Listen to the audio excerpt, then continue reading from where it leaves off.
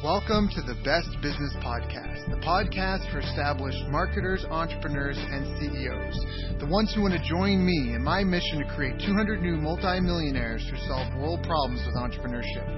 If that's you, then this podcast was created to give you access to the tools, training, strategies, and tactics you need to achieve multiple seven-figure profits as soon as possible. This world needs the best business you can build, so please get ready, open your mind, believe you can do this, and let's build a better world together for future generations. Hello, everyone. Thank you for joining us. My name is Daryl Urbanski, your host as always, and today we are joined by Aaron Anastasi, a SoCal native who graduated with a master's degree from Princeton Theological Seminary, and he's also a serial entrepreneur with online businesses such as Superior Singing Method, an online singing program that grosses 7 figures annually. Aaron has a #1 singing/life lesson channel on YouTube, over 11.5 million organic views, and over 130,000 subscribers total on his 3 channels. Along with being an LA-based actor and filmmaker, Aaron is a prominent success coach. His new book, The Voice of Your Dreams, was released in April 2016 and reached Amazon's top 100 bestsellers within its first week published. I've asked him to join us here today to discuss building a large social media and membership following for those of us interested in both. So, Aaron, thank you so much for joining us today. How are you doing, brother? Hey, Daryl. I'm doing great. I'm psyched to be on your show, as we mentioned before, and looking forward to our conversation. Yeah, well, it's not every day that people build something as substantial as you have and impact. The real benefit, at least in my mind, is, of course, like, great, 7 figures is nice, and all the millions of views, like, those are great bragging rights. But I think the real benefit, at least I know for myself, I don't have as many followers as you do, but at least what I hear from my podcast listeners, it's knowing that you're affecting people's lives in ways that don't matter. And I think that impact, like, not a lot of people get to have that sort of reach. And I mean, you can even have political sway if you want, you know, and so I think that that's something to be spoken for. And there's a lot to be learned from someone that's come along your journey. But you weren't always kind of the ringleader of all this that you have going on. So how did you even get started? Like, do you come from a family of entrepreneurs, or, like, how did you get the bug? Yeah, I got the entrepreneur bug early on. I don't come from a family of entrepreneurs. I actually come from poverty. I mean, my mom and my dad, actually neither one went to college, only one graduated high school, and they were kind of grinding out a living and did for most of their lives. So I grew up in actually a pretty scarcity poverty mindset. But the entrepreneur thing came when I was about 17. I think, actually, it was probably earlier than that, because I used to go around and sell newspaper subscriptions when I was about 12 or 13. But when it really hit was my mom and dad were divorced when I was about 14, and then my mom had a boyfriend, and he had this idea. He said, "Hey, why don't you guys sell plants? Yeah, I know where you can get plants, like not weed, but you know what I mean, like plants, like." That is a business too, yeah. And that's a business, and hey, a lot of people make a lot of money, no judgment. But back then, no, it's just like I know where you can get them wholesale, and you can start your own plant business and sell them resale to all these industrial areas and all these office buildings, and that's what really the very beginning that gave me the bug, because we were able to make a decent living, and we lived in like kind of this nice-ish apartment. You know, we grew up poor, so we thought, wow, we've got no boss, and we're like 17, 18 years old, and we're running this business. And so I think that's when it started. My life went a bunch of different directions since then, but I always had this thing in my back of my head, like, I could work for myself, I could create my own income and wealth, and have a lot of freedom, and so that's what kind of started the bug for me. That's awesome. So that was back when you said, like, when you were 17? Yeah, I was 17. My brother was 18. We did that for a couple of years. How old are you now, if you don't mind me asking? I'm going to be 42 this month, actually. Wow, still young. Still time to go. Yeah. So, but in the last kind of 20-something years of your entrepreneurial career, looking back, do you feel like you've had to overcome milestones, or there were big challenges and like things that you figured out, like, oh, you know, I did this until I figured, like, for me, you know, like, one example is when I figured out I needed a team. That was like a breakthrough kind of milestone for me. Do you feel like you went through stages yourself? And if you did, what were they? What were some of those challenges and milestones?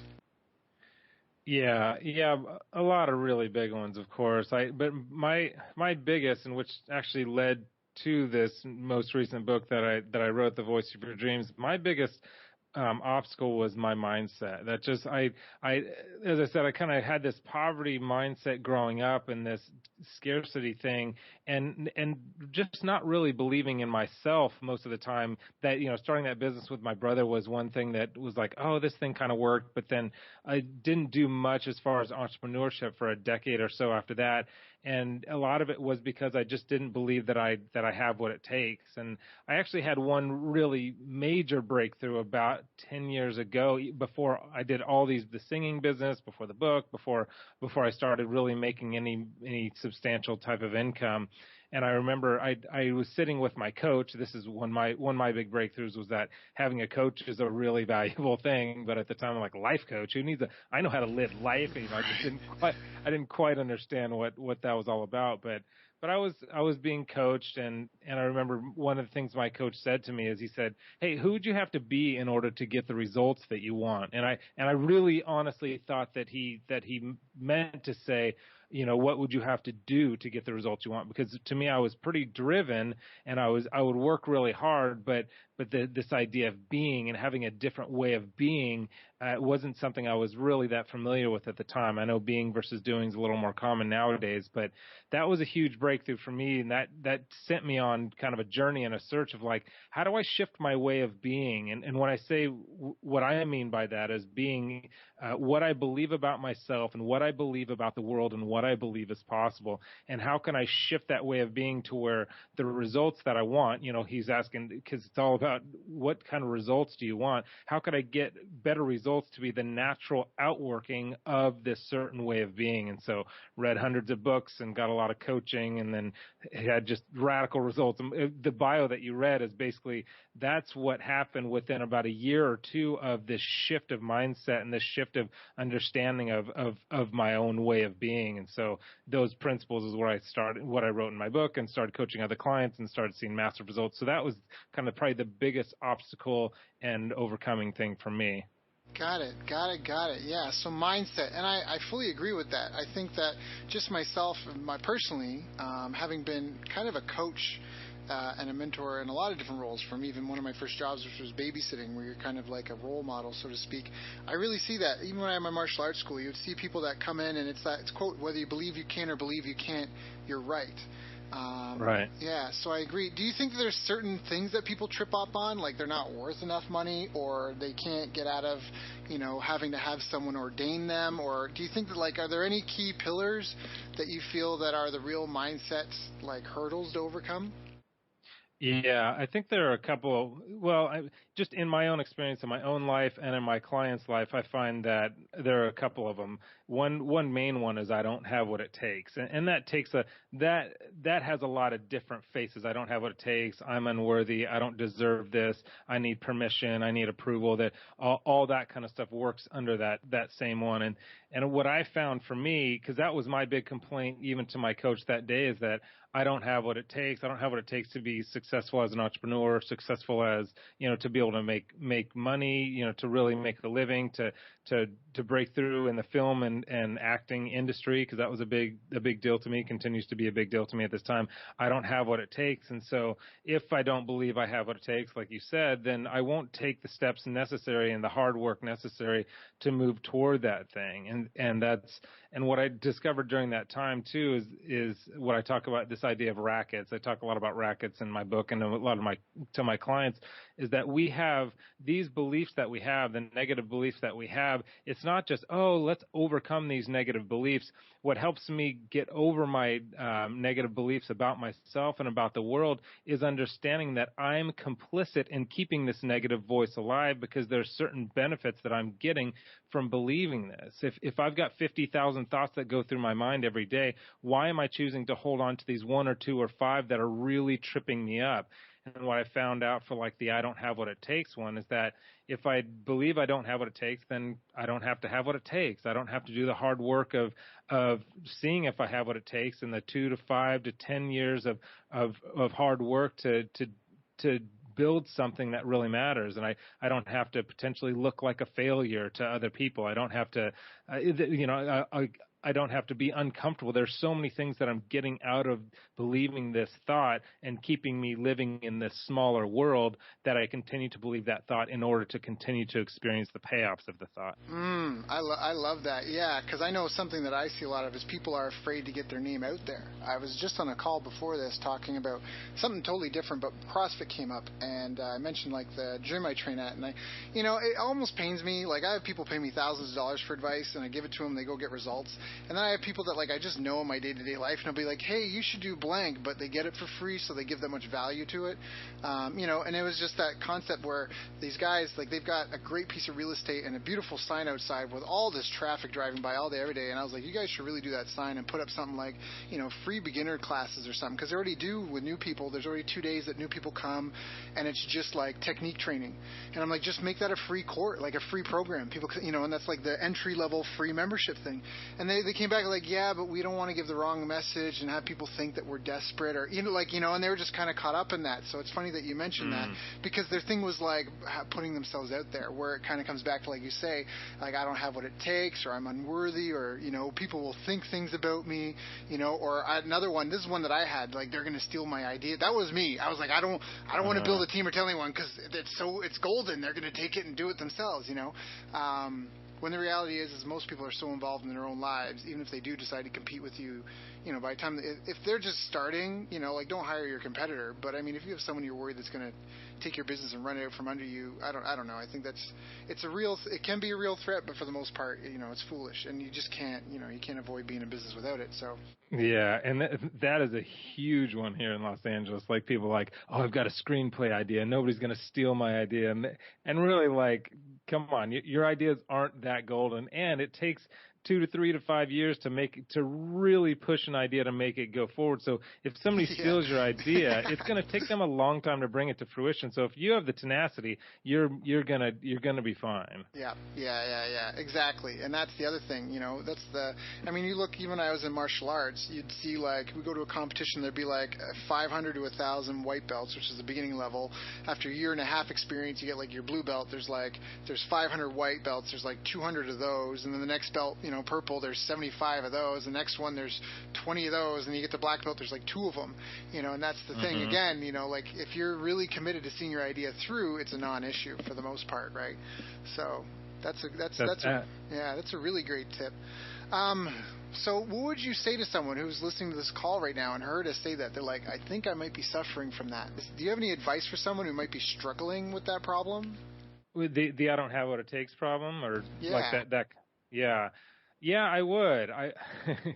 A lot of things, because it's something that even in my own life, as I tackle new challenges and new adventures, which I always am, because to me that's kind of the meaning of life, is to constantly be uncomfortable. And to me, happiness is growth. And in order to grow, I want to be uncomfortable. And when I'm uncomfortable, this racket pops up again that I don't have what it takes. And what if I look like a failure, all that kind of stuff. So for me, the first thing is, one of the things I say in my book is, the inspiration you're waiting for in order to start is on the other side of starting. And so for me, all that stuff of I don't have what it takes and all that fear, because fear lives in the future. There's no really present reality of fear for any of us. Fear is, unless we're being chased by a lion or a tiger, right? But it lives in the future. So for me, all this I don't have what it takes is looking into the future and saying, oh, this isn't going to work, or what if I look like a failure, all that stuff. So I find that the hardest part is just before you start, because of all those voices. So once we start, that's where the inspiration comes, that's where the ideas come, that's where the information comes. And once we get started anywhere, and I don't mean like deliberate for a year and find the perfect place to start. No, just start anywhere. Just start now. And as you begin to get into action, that fear begins to subside. Those limiting voices begin to come down. It reminds me of when I was writing this book. I mean, I had so many vivid thoughts of like, nobody's ever going to read this book. It's not going to get published. You're a joke. You're not saying anything unique. You're just a mimic. You're a fraud. All these voices were so loud. And so when I would go sit down to write, they would get just the loudest at that point. But I just said, you know what, I'm just going to write just garbage, 5 or 10 minutes of just whatever. And as soon as I started writing, after 5 or 10 minutes, the voices became quiet and quiet, and I started getting excited about writing. And 2 or 3 hours later, I had, I'd written 2 or 3 pages, and I hadn't dealt with any fears because I was in action. So to me, the biggest thing is get into action anywhere, get started now to begin to silence those voices. And will they come back? Yes, but just get back into action. Yeah, I love that. I forget who told me, but someone was saying that, like, your mind doesn't get results, it goes in directions. And where your focus goes, your mind follows. And so it's one of those things, whatever you focus on. I remember when I was a kid, this may or may not be appropriate, whatever. I remember when I was a kid, I was driving my dad, and we mentioned, this probably isn't appropriate, but whatever. It's my show, so I'll talk about whatever I want. So my dad is like an old school hippie, and once upon a time on a road trip when I was like a late teen with my dad, we smoked a joint, and we were driving, and I forget what happened, but my dad said something, and I was talking about like, oh, we're just animals, and he was like, we're also part plant too. We're like trees, and I'm like, what do you mean? And it spurred this whole tangent of thought where I realized that, yeah, whatever I focus on grows. That's all plants do. Plants sit there and they wait for food, water, and sunlight. And when they got all three, all they do is grow. And when they don't have it, they try to maintain and they die. That's really what it is. They're just trying to fight decay when they don't have those. And so I was like, wow, that's kind of right, because a dog is a dog, and it will only ever do the handful of things a dog does. That's it. That's all the dog will ever do. You might teach it a new trick, but really at the end of the day, it just does that. But as a human, I can focus and go, I want to learn how to do a backflip, and I can intensely put my energy there. And so that's when I realized I need to cut TV out of my life, because I'm like, I hear about Michelangelo and all these other greats from history that were not just fantastic in one arena, but like in 12 arenas. And it's because they didn't, they just put their focus in there. And I really felt that it was almost like I woke up every day with, if you sleep 8 hours, he was at 24 minus 8, so you got like 16 like focus hours, and whatever hour I spent, it was like that just went just 1% better. And I got that from another mentor. If I could just improve 1% every day, and I just following that as really, at least for me, has really been like a key component to my success. Like you just said, like just focus on it, start small, and just keep going in that direction. And at the end of the day, persistence. And if you're really committed and passionate and love what you do, you'll get there. And it's about the journey anyway. So I think that's a great tip for everyone. Yeah, and what that brings to mind, what that reminds me of is, and goes back to your original question about if people are struggling with the I don't have what it takes, what to do. And it goes back to the focus thing that you're talking about, that when like you said, what we focus on grows. And so that's why when we complain, this is like when I'm coaching people, my ears perk up for any type of complaints, because complaints usually indicate some type of racket, some type of, I'm running a racket on myself, and I've got this complaint and it seems legitimate, but really I'm just getting a bunch of payoffs, as we talked about. I'm getting all these payoffs for believing that. So when we focus on our complaints, those complaints and the negativity and what is not possible grows in our mindset, and then it affects our actions and therefore affects our results. But when we shift our focus to, that's why, when we shift our focus to a vision or a declaration or a commitment or this end result that we want, and we write it down and we put it up on our wall and we start talking about it and we start moving toward that direction, we live into the future that we see coming toward us. So if that future looks like this commitment and this vision and this declaration, because vision generates clarity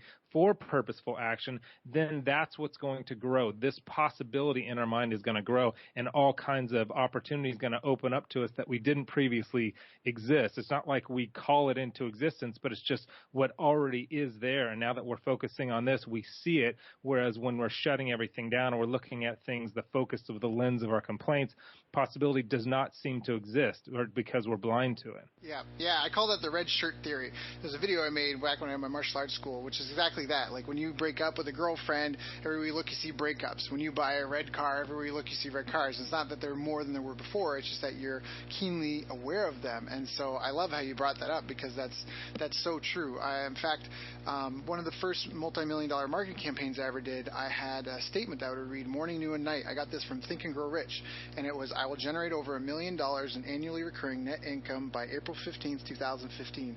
I will sell ideas and information products, digital and or paper Entrepreneur Inc. to provide large groups of people suffering from serious or urgent problems access to solutions from world-class experts.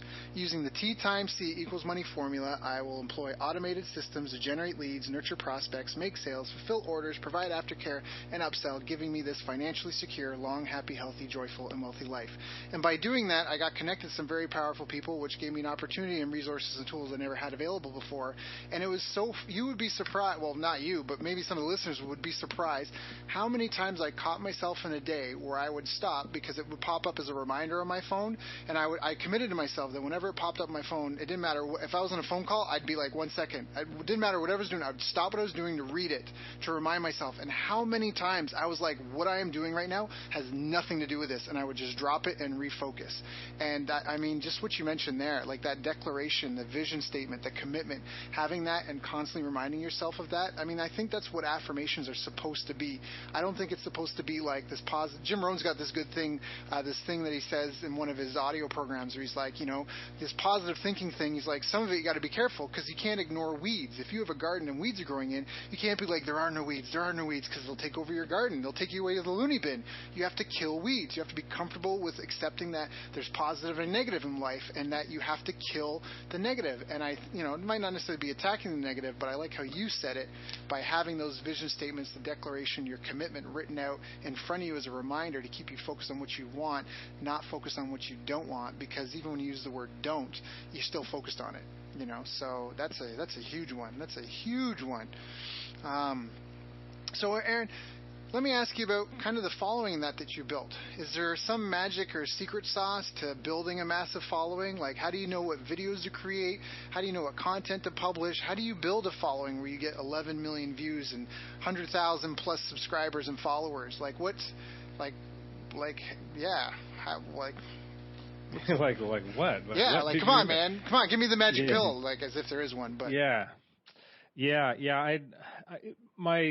My first and most honest answer is that I really don't know. But let me follow that up with, let me tell you what I did though, because some of it I still don't totally understand. But and it goes again back to intention and mindset for me. So when I started, it wasn't like, oh, I did X, Y, and Z, and if you just plug in X, Y, and Z into the formula of like, I did this and then I did this and 2 days later I did that, like those kind of formulas. Right. For me, the formula is more mindset. So when I created those videos, what happened was we had done the Google thing. So we did all this ranking and spinning articles and all this stuff and doing SEO on Google, and that was, and had seen some success with that before we started the YouTube channel at all. And then they released Panda. I don't know if you remember Panda, but Panda absolutely destroyed us in 2011. I think it was February 2011, and we went from like we had like 23 keywords at the number one spot, or number 1, 2, 3, but mostly one spot.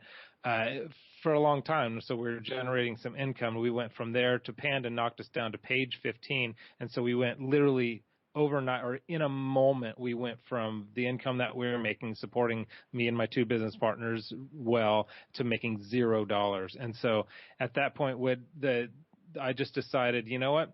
We're going to do those same keywords as YouTube videos, but what I'm going to do is a couple of things. I'm going to give away what I know to be my very, very best, and you've heard people say this, but this is just what I did. I'm going to give away my very best content for free on YouTube, and what I'm going to do is I'm going to be really intentional about the videos that I do, and when I look into that camera lens, I'm going to see somebody that more than anything, I want them to experience freedom in their singing voice. I want them to reach their dreams as a singer, and that's going to be the intention that I'm driving into that camera as I'm doing this. And it sounds a little weird, but for me, it was like, I with all the passion I have, I'm going to help somebody reach their dreams as a singer. And so that's what we did. And, we did a couple of ranking things. We used Fiverr to do some, linking and all that kind of stuff. But really it was just a matter of, I think it was my intention and the timing, and just giving away the great information as well. But I think there's validity to that. I want to talk about this for a second because, again, one of my mentors said, said, back when I was like trying to keep my secrets and stuff, a lot of people are afraid to give away their best stuff. And he said, Daryl, what does a musician do when they get a chance to put their song on nationwide radio? Do they take their second best song and leave the best one on the album for people to discover later? No, they put their best foot forward. You put your best song out there, so you hope people fall so in love with it, they go looking for all the rest of your stuff. So when you put your best stuff out there for free, it was one of the most powerful forms of marketing there is, which is demonstration proof. That's why we all have elevators. Elevators were around for a long time, and nobody liked them because the cable would cut or something would go wrong and people would fall to their death. And I forget his name, but he developed the braking system, the auto braking system we have in elevators, which makes it so that way even, like I'm in the Philippines right now, and even in a second world country, I can go in an elevator, feel safe, because we have these auto braking mechanisms. But nobody believed it yet. So what they would do is they'd go to marketplaces and set up like a transparent elevator shaft, and he would stand at the top and he would pull people out of the audience and tell them to cut the cable. And they'd be like, no way, this guy's going to fall to his death. He's crazy. And he's like, I'll pay you to do it. They're like, no, I won't do it. I don't want to go to jail. You know, and he'd make like a big thing out of it. And then they'd cut it and he'd fall like a half a foot and the brakes would kick in. And that demonstration thing was so, I mean, that's before and after photos. So you demonstrated your technique. You put your best foot forward. And the other part that I think really is part of like the magic sauce to this is you saw your avatar. You were speaking to them. And with YouTube, like even now audio, like people are hearing our voices in their head. Hey, well, how you doing, man? Who, or woman, or hey, friend who's listening to this, I hope you're having a wonderful day. Like I literally just said that to you. And even though maybe thousands of people are listening to this audio, I sincerely mean it to every single person. And that allows you to have that one-on-one personal connection through all your videos. So I think that honestly, when you're like, I'm not really sure, I think that putting your best stuff out there to demonstrate your knowledge and having one-on-one conversations with your key avatar was probably so magnetic for your audience that that's probably what really helped you like build that rapport and build that credibility. And then the other stuff, you know, it just kind of kicked it off. But I think, you know, at the same time, some stuff just when its quality is out there, I mean, I don't want to say like if you build it they will come, because you do need to market it. And even you said you did some organic, you know, some SEO stuff, and I'm sure you guys did marketing and all that too. But I think that really helps, and that people can tell sincerity, and that puts trust and confidence in you. Yeah. And when what people were saying to me and still say to me now today is that they say you have very trusting eyes. Like I watch your videos and I believe you, and I want to do what you say, and I want to put it into practice, and I want to do that. And I didn't know what that was, or what that. I don't know how to generate that. I don't know how to make that happen or whatever.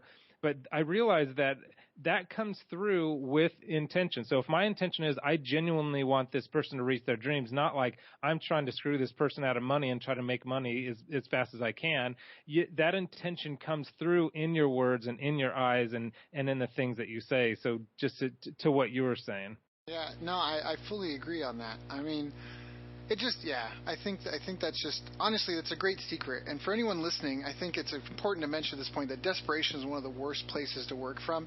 And no matter what stage your business is at, you know, I think the first thing is just getting we used to call it roof and ramen. Like, just get your roof and ramen. Like, just like hot water and noodles that you can, you know, prevent yourself from starving. Like, just get to that. And at that point, really just come to a place of servitude, because that's, I mean, at the end of the day, a company is just a group of people trying to help another group of people, usually through some sort of product or service, you know, and it's achieve an end result, and that's really it. And if you don't really care about, everybody wants these, like, even though I can say that I've created automated funnels, done millions, like at the end of the day, yeah, but we still had live people to help, because, I mean, that's part of it, what it is, like, you know, it's,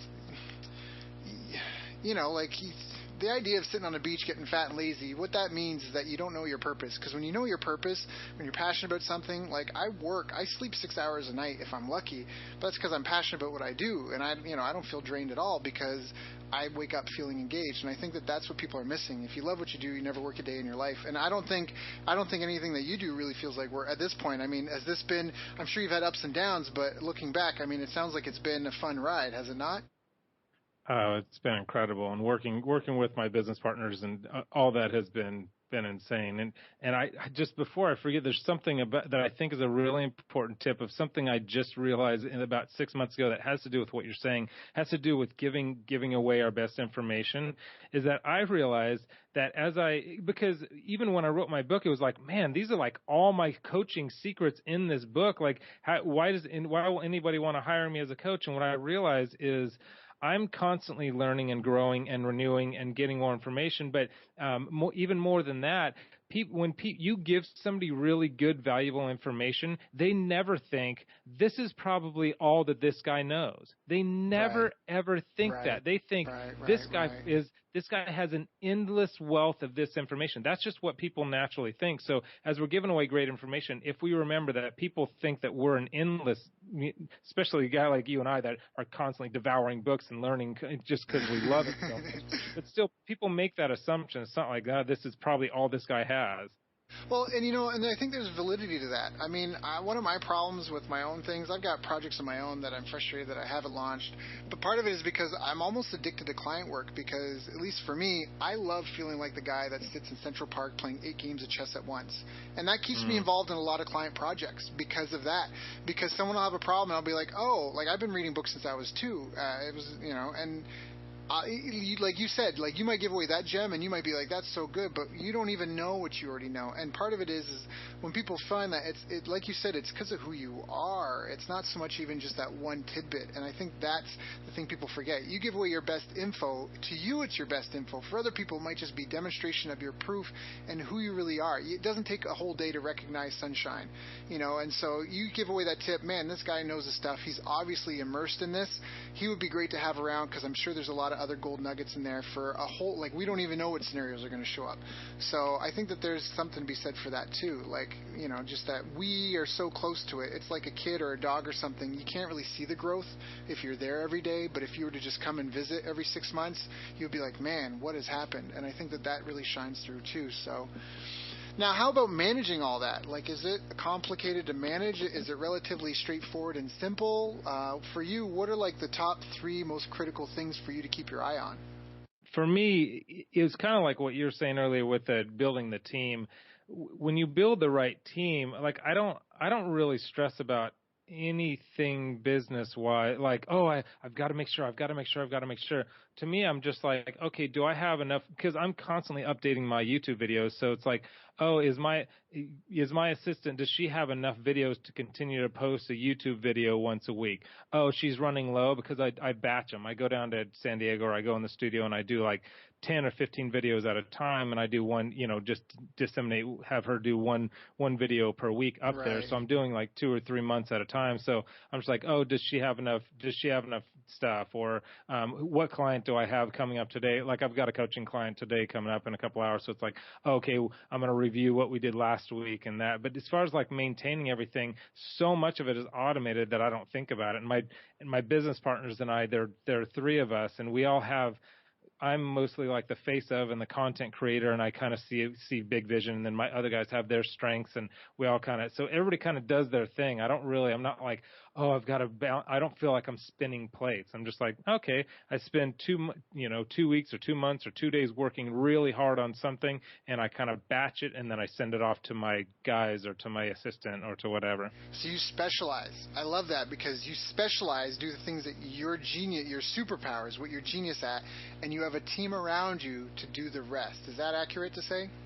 It's 100% accurate. I'm mostly the content creator. That is awesome. So I'm going to talk about something. So I mentioned I'm in the Philippines, and the other day I went in, I was looking to get my back rub because I'd been on a plane for a long time, and started off with a back rub, and I've been wearing sandals, and it's rainy, and I was walking in the mud because I forgot to pack my shoes, and my feet were dirty, and I actually had nail clippers in my pocket because my nails are so grown out, my toenails, I was going to cut them, and they were like, hey, how about we wash your feet too and give you a pedicure? I'm like, and I'm sure, like, well, what about your hands, manicure? I was like, sure. So next thing you know, I'm getting my back rubbed, I'm getting my feet washed and a foot massage before the pedicure, I'm getting a hand massage, and then my hands cleaned, and then Buddy's mom comes in, and then she's like, hey, do you want her to clean your ears? And I'm like, sure, why not? Because I love entrepreneurs, and they keep upselling me, and I'm in the Philippines. I mean, at the end of the day, it cost me $27, I think, for all that. Oh my gosh. Right. So I was like, I'm a good buyer. Like, most people just don't make enough offers, and I was so happy and impressed and proud of that. And we were having this conversation, and they were like, yeah, once a month, talking about this. I was like, actually, I might do, maybe not the whole shebang, but I'm like, I might come in and do this more often.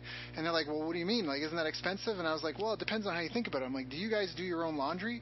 And they're like, yeah. And I'm like, okay, so let's just say you make $3 an hour, but you can hire someone to do your laundry for $1 an hour. wouldn't it be better for you to just do what you do best, that you can make $3 an hour for, and pay someone the dollar an hour to do your laundry, and just do what you do for that? I mean, you'll be $2 ahead, and it was like a light bulb went off for everyone. And I wanted to bring that up here because I think that's a good analogy for what you just said. You're like, no, I don't really spin a lot of plates. I do what I'm good at. I've built a team around me, so now it's that specialized knowledge. You have specialized knowledge in these things that produce these results that are worth this much in combination with this team around you. And now you've got like an ecosystem, a team that everybody plays a role. They all get compensated in whatever capacity that they think is fair to keep doing it. And at the end of the day, it allows you to do what you do best, better than ever. And, and this team around you, I mean, just many hands make for light work. So you're not bumping your head against the wall trying to crunch numbers when that is like pulling teeth for you. And so I think that's everyone talks about do what you love or focus on your strengths, ignore your weaknesses. And I think there's a lot of validity to that. And I think that, through just example, honestly, Aaron, I think that you've just really got some great principles that, whether you know it or not, are really the key cornerstones of your success. Now, do you feel that there's any habits that you've had over the years that are really attributed to where you've been able to get to, things that you do on a regular basis or learn to do? Yeah, absolutely. I have a morning routine. It's about an hour and a half to 2 hour morning routine that I do pretty much every morning. 5 days a week. On Saturday and Sunday, my wife and I, we sleep as long as we can. We just hang out in bed and read funny things. So the weekends are different, but during the week, I wake up and I do about 40 minutes of meditation and meditation and reading, inspiring things, that kind of stuff. And I actually have a list on my phone that's called The Truth About You.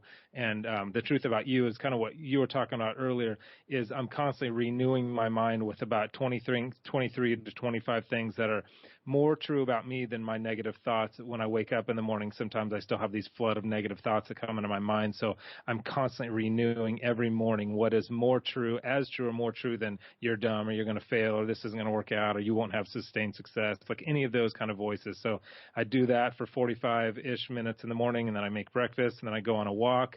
And my walk, I do even more. I do incantations. I have about 10 or 15 incantations that I say over and over to the beat of the steps that I walk. And so I have these incantations I say over and over and over again, kind of renewing my mind with where I'm going, and kind of this is the idea of vision and commitment. And then after my walk, I go into the gym and I work out for about 45 minutes, and then I stretch for about 15 minutes, and then I come back and have a nice breakfast. So that 2 hour routine is what gets my mindset and my energy level up to 100% toward whatever I'm tackling that day. I can just tackle it with full force. That is so beautiful. Abraham Lincoln is so famous for his quote, and forgive me if I get the hours wrong, but if I had 6 hours to cut down a tree, I'd spend 5 of them sharpening my axe. Mm-hmm. You just talked about that. You're like, if I have a day of things to do, the first thing I do is I wake up. You feel happy and loving with your wife on weekends, which is a great way to spend your time. But you wake up, you eat, so you fuel your body, you meditate, you get into a trance of all these, you get into this, you charge your body, you charge your energy, you totally get rid of any of that stuff that might come up and prevent you from making, a self-conscious, gets you out of that negative introspection, negative criticism, feeling powerful and present in who you are, and you prepare yourself so that way when you go through the day, you show up at your best. I really think that is, so it sounds like, and this is not something the first time I've heard this, a lot of people that come on the show that have been very successful have a morning routine, and I really think part of that secret is exactly what we talked about. You prepare to show up at your best and perform, and I think that that's huge. That's so huge. So now you say incantation. So it's like a chanting meditation then, or is it just like a list of affirmations that you go through and kind of just repeat? Almost like your the rosemary beads, right? Isn't that what it's supposed to be? All the different names for God type thing. Is that? It's very similar to that. So to me, I've connected my visions and my commitments and what I want to be true about me, and that I speak it in the present moment, and what is true about me. So I'll just tell you a couple of them. So one is, and a couple of them rhyme. I am a singer and a songwriter, so a couple of them rhymed just naturally. But one is, I'm the lead in my own show on HBO. I'm the lead in my own show on HBO. So that's one of them. That hasn't happened yet, but that's something that I'm committed to make happen. It will happen. Yeah, it definitely will. And then another one is just like on the relationship tip, my wife's name is Martha, so I just say, Martha's everything I want, Martha's everything I need, Martha's everything I want. So that's another one.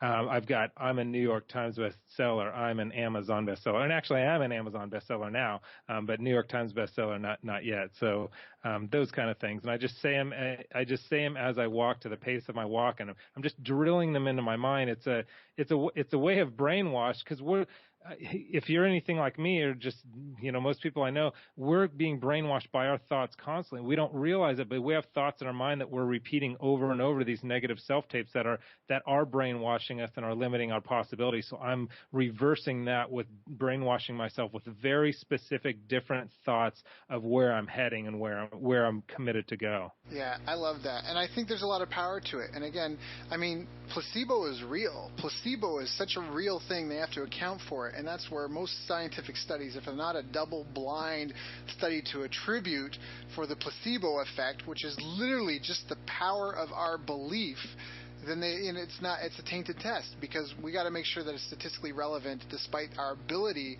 to influence ourselves with our mind. So I think that's yeah. And it's not that if everything's great. I think it's the practical application of that. It's like charging yourself. It's like a battery. You charge yourself out and then you spend the energy. And I think that the two in combination are phenomenal. So yeah.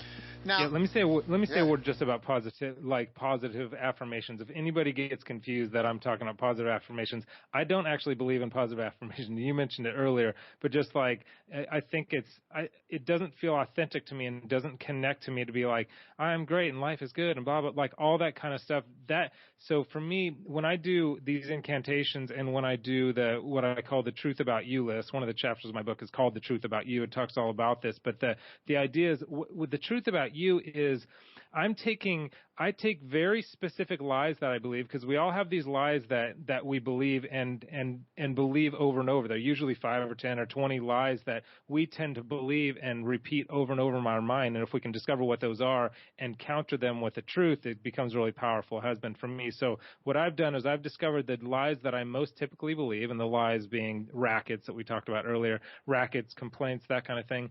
And what I find is a truth that counters that specific lie. So I'm getting very, very granular and intentional about what truth I'm speaking that counters a very specific lie that I'm tempted to believe on a regular basis. And a lot of mine are in the form of actual quotes that people have said to me. So if I believe that, because right now one of my big pursuits is acting. I'm in acting class all the time and auditioning all the time. And so if I believe, it's too late in the game and I suck as an actor, that kind of thing, I have a bunch of quotes from like famous directors and acting coaches and famous actors that I've worked with, of things that they've said to me, without me saying anything to them. And so I take that, and don't just let that encourage me in the moment. I actually write that down on my Truth About You list, and I read that and the others every single day. So it's countering specific lies with specific truths that are at least as true or more true than my thought that I suck and I'm never going to make it, and that kind of stuff that I'm tempted to believe. So it's very, very intentional type of positive affirmations. Yeah, no, I agree with that. In fact, I've got something similar to my own that I listen to, and I think you're right, because even when you say it, it's not even just a positive affirmation like I'm great. You say something like that, and then you reflect on it. So like, one is, I'm a genius and I use my wisdom daily. That's one of the ones that I say. And when I say it, I'll stop and think and be like, did I do that yesterday? Am I doing that today with, and I think that's exactly what you mean. Like, am I behaving in line with this? And so I think you're right. It's not the wishy-washy, like, ooh, everything's great, but it's exactly like you said. I love what you call it. What do you call it again? It's the truth. Sorry. The Truth About You list. Truth About You list. I love that. Truth About You list. Yeah, that's a great name for it. Because lies keep us bound and truth sets us free. So I want to know the more I can know the most truth about me and the most truth about the world, the freer I'm going to be, and the more powerful I can be. Because to me, it is my obligation, my duty, my responsibility, and my privilege to be as powerful as I could possibly be, so that I could serve the world the most powerfully and leave it far, far better than I found it.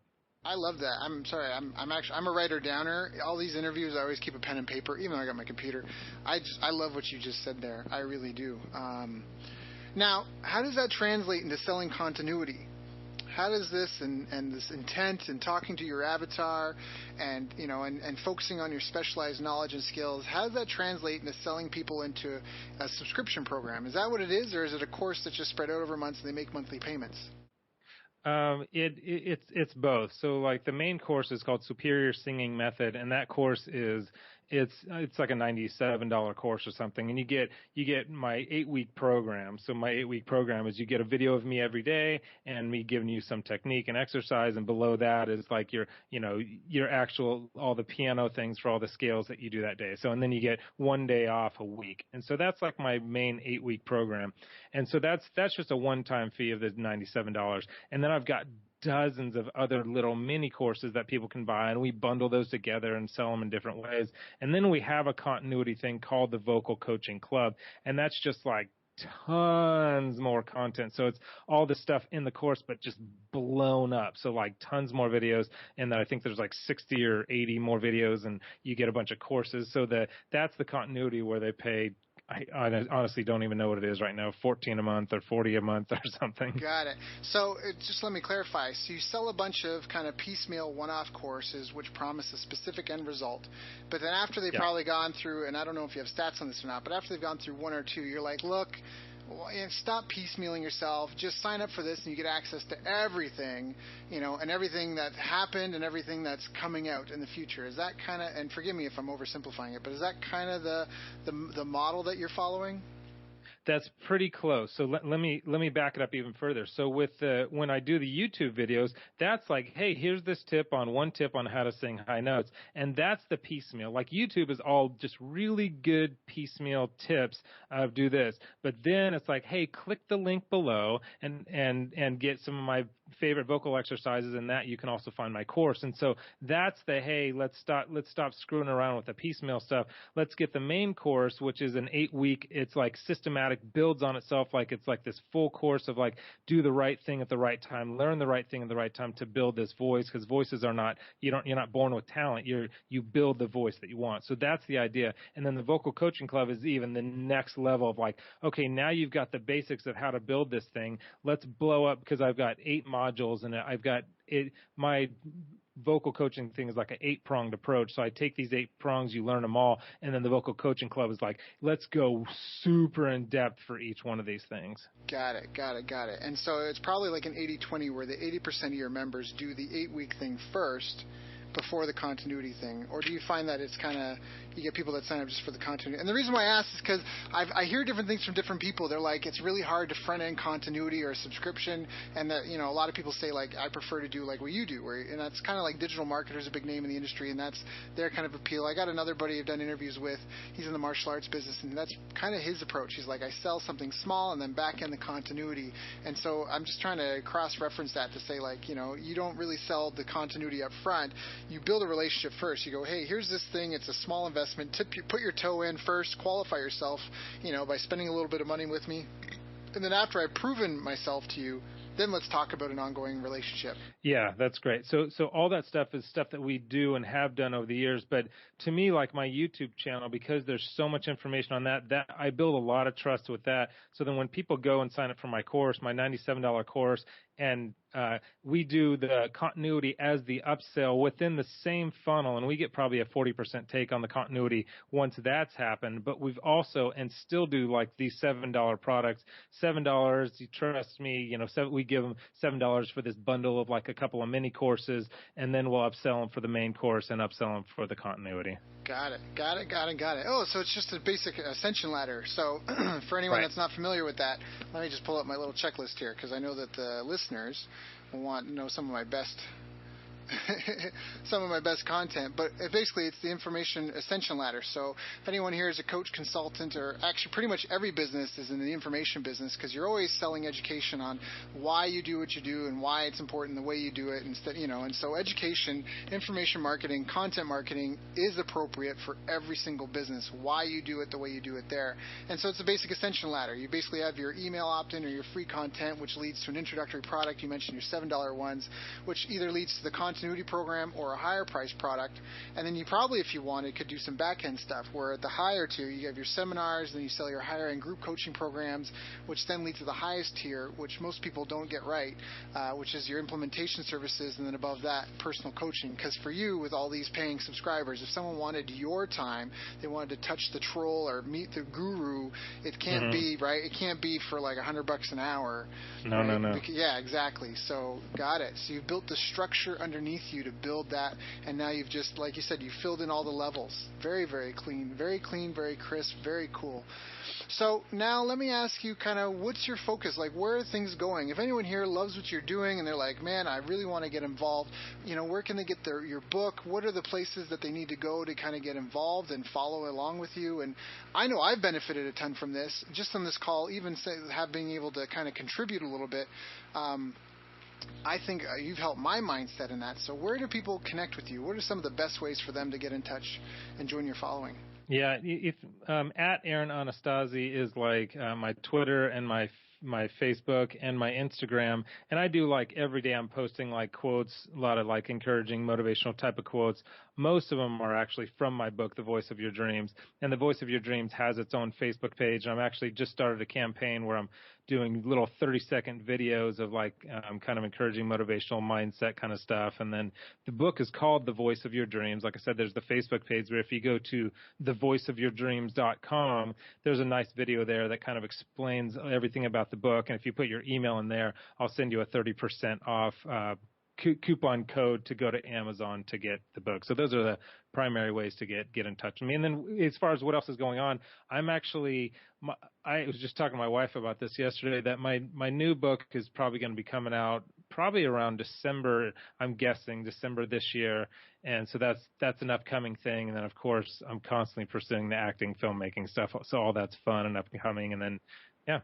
Got it. All right. So, Aaron Anastasi. I probably butchered that this time. That's okay. Anastasi. Anastasi, and it's Anastasi. You can look him up on Twitter. You can go to thevoiceofyourdreams.com, and you can definitely reach out if you can help him get his HBO show, or get any sort of major movie roles, anything like that. Please let this guy know. He obviously is out to really help to change the world and impact a lot of people, and so the more we can help him, the more he'll help us and everyone else, and I just love win-win-win scenarios like that. Aaron, was there anything I should have asked you that I didn't ask you? You've been so generous with your time and with your knowledge and with your wisdom today. Is there anything I should have asked you that I didn't? There's nothing that you should have asked me that you didn't that I could think of, but I guess the one kind of last thing I'd like to leave with people is this idea of believing in your bigness. I believe in your bigness because there's so much more in you than you realize. Whatever it is that you're pursuing and whatever it is that you're going after, all those negative that negative talk and that all that, none of that stuff is true. It's not the true you. That is what's keeping you bound. So believe in your bigness because there's so much more in you than you realize. And when you start functioning as if there's so much more in you than you realize, because there is, then you start seeing more radical results in your life. You start taking more risks. You start being more bold. You start putting yourself out there more, and you start getting into action quicker and doing the things that you really, truly love to do. So believe in your bigness. There's more in you than you realize. I love that. Thank you so much. Again, go to thevoiceofyourdreams.com. Aaron, again, thank you so much. I want to give you and your family all the best, and thank you for your time today and for openly sharing with myself and my listeners. It's been an honor and a pleasure. Thank you, Daryl. Pleasure's been all mine. I appreciate you having me on your show, and I really enjoyed this conversation. Thank you. You've reached the end of our interview. Now, first, let me thank you for listening. I appreciate and respect you more than you'll ever know. And now I'd like to ask you a couple of questions. First, what 3 lessons did you just learn? What 3 aha moments just jumped out at you? Second, what can you implement for yourself and your business in the next 24 hours? Third, what can you give to someone else to help you with, or give to them to just do it for you? Whatever it is, remember, taking action is the secret sauce to results. Now, if you think this interview would be helpful for a friend, please give them a link to it. It'll help them and it'll help me too. I'd also like to invite you to help me find out more about the challenges you're facing, your dreams, your goals, and how I can help you overcome what's holding you back. We both do better when we know better, and your success is my success. So please reach out and interact. You can visit our website, bestbusinesscoach.ca for Canada or California, where I'm from and where I'm living. You're welcome to also try out one of our paid programs. You can find us on YouTube, Facebook, and pretty much every other social media channel you can think of. You should also subscribe to the podcast, and if you're enjoying them, please leave us a nice review. It really helps. That's all for now. Once again, thank you. Take care of yourself, and remember, the world needs the best business you can build. And I believe in you.